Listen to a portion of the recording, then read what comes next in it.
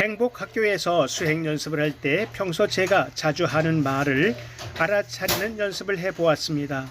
제가 자주 하는 말은 피곤해와 짜증나 였습니다. 상대방이 그 말을 들으면 부정적인 기운을 받을 수 있는 말들인데요. 알아차린 다음에는 그런 말을 그만 쓰려는 노력도 같이 해야 하는 게 좋을까요? 질문자가 생각할 때 피곤해, 짜증나 이런 말을 하는 습관을 고치는 게 좋아요? 안 고치는 게 좋아요? 고치는 게 좋을 것 같아요. 그러면 고치면 되지요. 예전에는 내가 피곤해, 짜증나 이런 말을 쓰는지 몰랐는데 수행 연습을 해보니 내가 조금만 문제가 있으면 못 살겠다라는 말을 자주 쓰는구나 라고 알게 되었잖아요. 행복학교에서 하는 공부는 여기까지만 가르칩니다. 자신의 상태를 자각하라고 가르치지 짜증나, 피곤해 이런 말을 하는 것은 나쁘니까 고치라고 가르치지는 않습니다. 개인이 어떻게 살든 그건 개인의 자유예요. 그러니 자기 상태에 대해서 알아야 한다는 것입니다. 질문자가 그런 말을 쓰는 것을 남들은 다 알아요. 저 사람은 성질이 급해. 저 사람은 욕심이 많아. 저 사람은 자기 주장이 강해. 이렇게 다른 사람들은 다 아는데 본인만 모르는 경우가 많습니다. 남들은 나를 잘 몰라도 나는 나를 잘 알아야 합니다.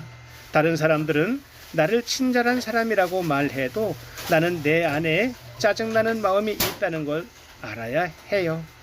그래야 자신을 개선해 나아갈 수가 있습니다.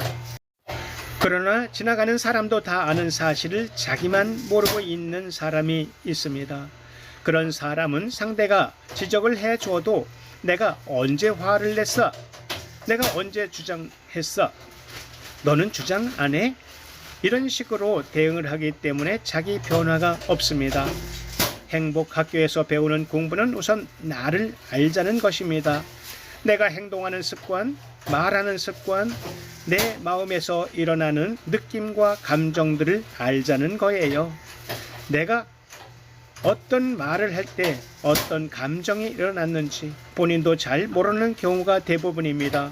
그래서 기분 나쁜 감정이 계속 쌓입니다.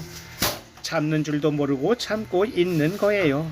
그러다가 어떤 일에 감정을 폭발하기도 합니다. 그래서 먼저 나를 알자는 겁니다. 내가 행동하는 습관이나 말하는 습관처럼 겉으로 드러나는 것과 내면에서 일어나는 불쾌한 감정들, 즉 어떤 일을 좋아하고 싫어하는 것처럼 속에서 일어나는 상태를 알아차리는 것이 곧 나를 알아가는 것입니다. 예를 들어 선생님이 너 그런 말은 하지 마. 이렇게 잔소리를 하면 겉으로는 고치겠다고 대답합니다. 하지만 속으로는 이렇게 살아도 괜찮아. 나만 문제야? 너는 안 그래? 하고 반발하기 때문에 변화가 오지 않아요. 고쳐야 한다는 의무감만 있지 내면으로부터 자발성이 일어나지 않는 겁니다. 야단을 치면 일시적으로는 하는 척 하다가 상황이 바뀌어 버리면 원래대로 돌아갑니다. 그래서 변화라는 것은 자각이 되어야 가능합니다. 남이 지적해서가 아니라 자기 스스로 내가 이런 게 문제네 하고 자각이 되고 또 이런 건 좀 바꾸는 게 낫겠네 하고 자기 내부에서 마음이 일어나면 이것이 바로 변화의 출발점이 될 수 있습니다. 현재 질문자는 행복학교를 하고 있으니까 한꺼번에 너무 욕심내지 마세요. 자기를 아는 단계만 되어도 변화를 향해 한 걸음 내딛는 게 될 수 있어요. 그렇게 시간이 흐르면 조금씩 자기 변화를 향해 나아가게 됩니다. 빨리 바꿔야지 하고 욕심을 내서는 안 돼요. 욕심을 내서 한다고 해도 잘 안 바뀝니다.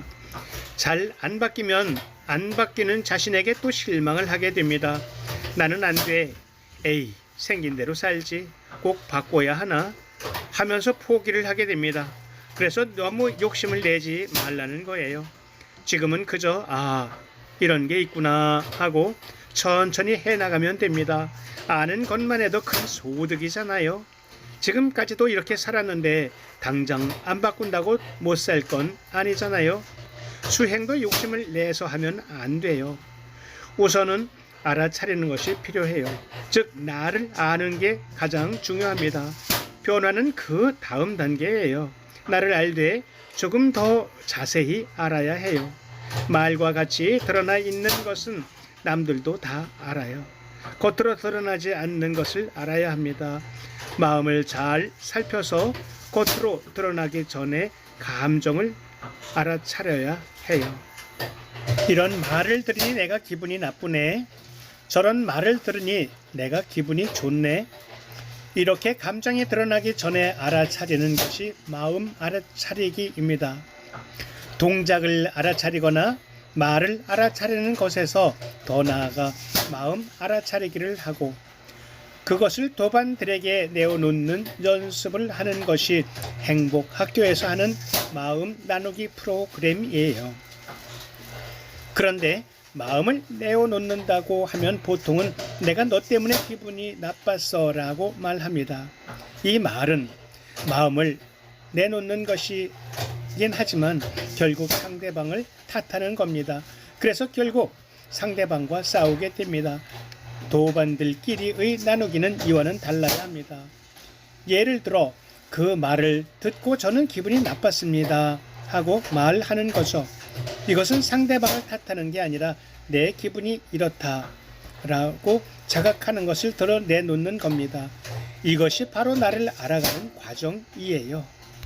그래서 행복학교에서는 생각 나누기라고 하지 않고 마음 나누기라는 말을 쓰는 겁니다. 다른 말로 하면 자기 감정에 깨어있기라고 할 수 있습니다. 이렇게 공부하면 조금씩 바깥의 자극에 흥분하지 않게 됩니다. 흥분하려고 할 때 벌써 탁 알아차리게 되니까요. 너 또 흥분하네? 너 또 기분이 나쁘구나 하고 마치 제3자가 지적해 주듯이 자기가 자기를 지적하기 때문에 감정이 확 올라오다가 내려가는 경험들을 하게 됩니다. 마음을 알아차리고 그 중에 고치고 싶은 것이 있으면 고치면 된다고 말씀을 해주셨는데 저는 알아차리는 것도 조금 벅차서 알아차리는 것에 마음을 집중해 봐야 되겠다는 생각이 들었습니다. 네. 그런데 괴로움이 있고 업보를 떠나서 사람이라면 누구나 나의 실제 모습을 좀 알고 싶지 않나요? 내가 사람들의 말에 어떻게 반응하는지, 내가 내 모습을 모르면 어떻게 될까요? 앞으로 인공지능이 계속 발전하면 나중에는 광고를 할 때도 전부 맞춤 광고를 하게 될 겁니다.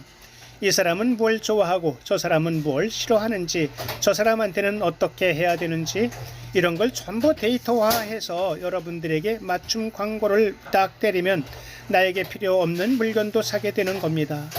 선거 때도 이렇게 맞춤 광고를 딱 때리면 그 광고를 보는 순간 아, 저 사람을 찍어야지 하는 마음이 일어나도록 하는 거예요. 그래서 앞으로는 진짜 필요한 물건을 사는 게 아닌 경우가 많아질 겁니다. 정말로 대통령을 잘할 사람을 뽑는 게 아니에요.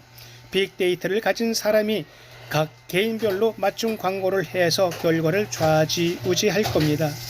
결국 누가 돈을 많이 쓰느냐에 좌우되니까 세상이 엉망이 될 소지가 있습니다. 이렇게 기술의 발전에는 좋은 것만 있는 게 아니에요. 이런 것에 놀아나지 않으려면 자기가 자기를 딱 알아야 합니다. 그래서 여러분들이 혹할 때 야, 이게 나를 유혹하는 도구이구나. 아, 이 내용으로 나를 유혹하려고 나한테 광고를 보내는구나. 이렇게 딱 알아야 해요. 그래야 내가 거기에 놀아나지 않게 됩니다. 옛날부터 뇌물을 주는 방식도 다양했습니다.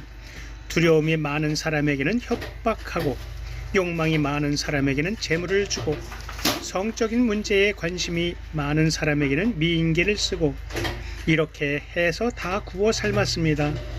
상대편의 적장도 그런 식으로 다 미끼를 던졌어요. 그렇기 때문에 자신이 어떤 미끼에 혹하는지 알려면 자기 자신을 좀 알아야 됩니다. 우리가 말하는 경계라는 게 미끼입니다. 누가 욕을 하거나 누가 어떤 행동을 할 때 거기에 내가 꼭 화를 내거나 아니면 끌려가거나 이렇게 되기가 매우 쉽습니다. 그래서 자기를 아는 게 매우 중요합니다. 성자 소크라테스가 너 자신을 알라라고 말했잖아요. 그런데도 우리는 자기를 모르고 삽니다. 그러니 자기 관찰을 하는 게 필요합니다. 자기 관찰만 하면 모든 게 다 해결된다는 뜻이 아닙니다. 우리는 바깥의 것은 많이 아는데 내면에 대해서는 몰라요. 마치 눈이 보이지 않는 사람과 같다고 말할 수 있습니다. 감사합니다. 빨리 바꿔야지 하고 욕심을 내서는 안 돼요. 욕심을 내서 한다고 해도 잘 안 바뀝니다. 지금은 그저 이런 게 있구나 하고 천천히 해 나가면 됩니다. 수행도 욕심을 내서 하면 안 돼요. 우선은 알아차리는 것이 필요해요. 즉, 나를 아는 게 가장 중요합니다. 변화는 다음 단계예요.